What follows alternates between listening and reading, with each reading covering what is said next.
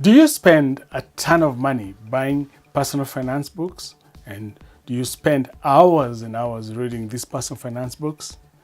Do the works of Robert Kiyosaki, Brian Tracy, David Bach, Sue Ullman, Thomas Stanley line your library? Do you read every personal finance column you can lay your hands on and spend endless hours online visiting personal finance websites?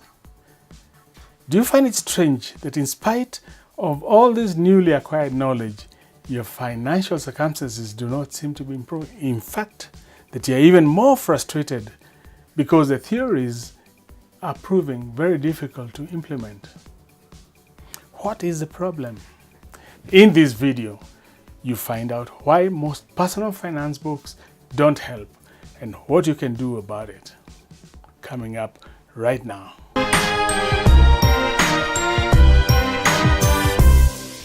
Hi, I'm Manyara Kirago and this is Money Skills, the channel that informs, educates, and sometimes challenges conventional thinking to help you manage your money better and ultimately transform your financial life.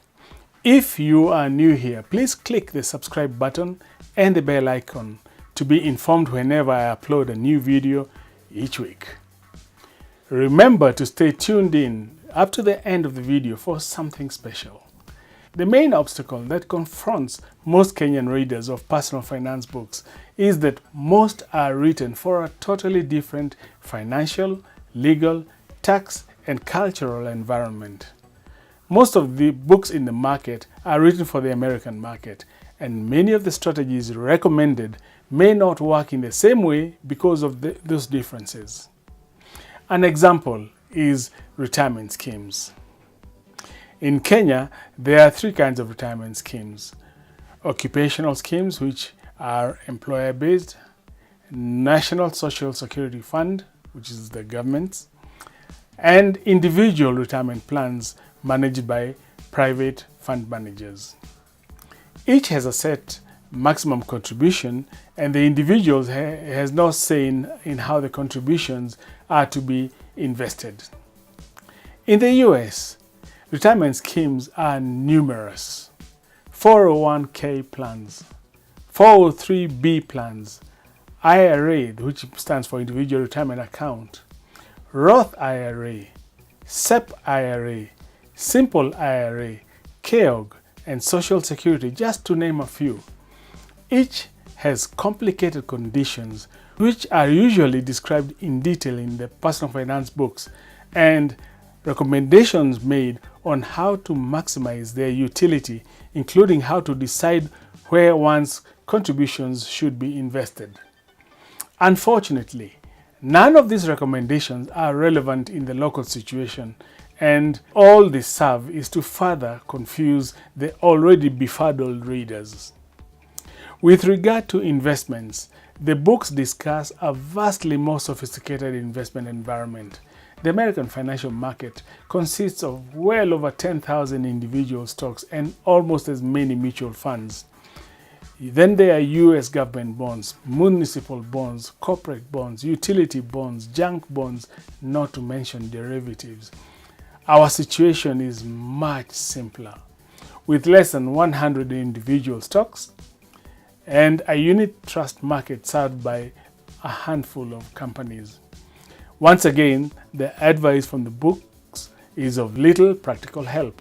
The situation is exactly the same when one looks at the legal environment, the taxation regimen, and most emphatically, the social circumstances. Personal financial management is deceptively simple at first glance.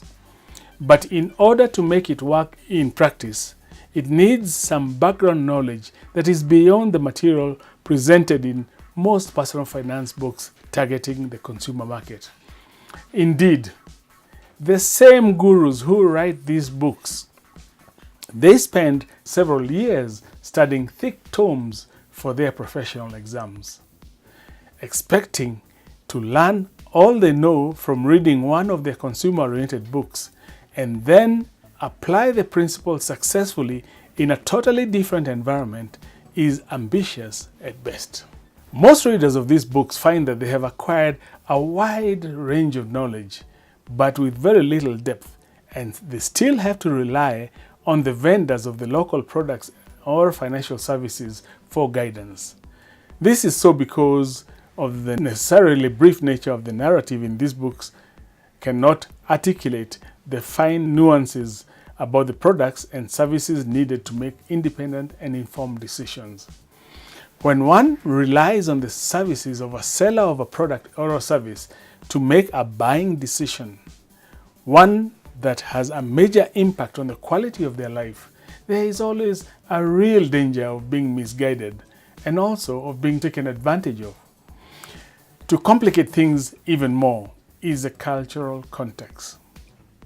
There is a yawning cultural abyss between the market for which these books are written and the local Kenyan market. Our extended family setup, our different, or some say absent, saving culture, our concept of retirement, etc. All these make the approach to even the application of simple ideas such as personal budget tricky. That having been said, some personal finance books are really helpful in the sense that they may inspire you to take charge of your financial future and also teach you the basic principles of financial management. In fact, many people's lives have been improved dramatically as a result of such inspiration. However, to make the most of these books, one would need, in addition to reading the book, to engage a financial planner or a financial coach, one who is not employed to sell products and one who does not earn commissions from any financial products that you may buy as a client.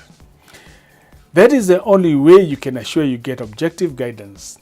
Retaining a personal finance coach involves a substantial financial cost. And if you are not yet ready for that, you can begin your journey by reading a book written by a Kenyan professional or enroll for an online course to learn what you need to do to succeed financially. I have written such a book, and it's called How to Become a Lifelong Financial Success, and it contains all the help every Kenyan needs in managing their finances. Professor Njuguna Ndung'u, former governor of the central bank, says in the foreword to the book. This book is timely and very handy to individuals in appreciating the need and realization of financial goals. I am making a special limited one-time only offer to the proactive people who have subscribed to my list. The book goes for 1,950 shillings, but you can get it within the next 2 weeks at a discounted price of 950 shillings only. Please follow the link in the description below to be taken to my website where you can get the book. Take advantage of this exclusive offer now. Thank you for watching, and if you enjoyed this video, please like, share, and also subscribe, and also click the bell icon to be the first to know when I upload a new video.